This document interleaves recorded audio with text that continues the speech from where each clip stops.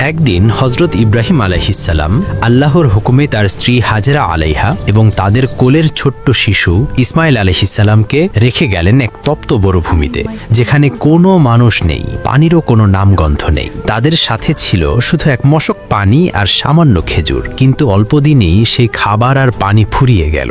শিশু ইসমাইল তৃষ্ণায় ছটপট করে কাঁদতে লাগলেন।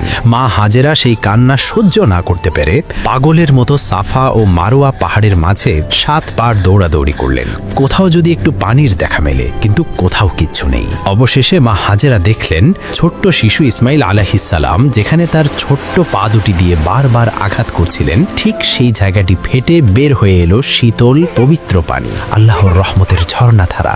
তিনি আনন্দে আত্মহারা হয়ে বললেন, জমজম, মানে থাম, অর্থাৎ পানি যেন বয়ে না যায়। তাই তিনি চারপাশ থেকে মাটি দিয়ে আটকে দিলেন।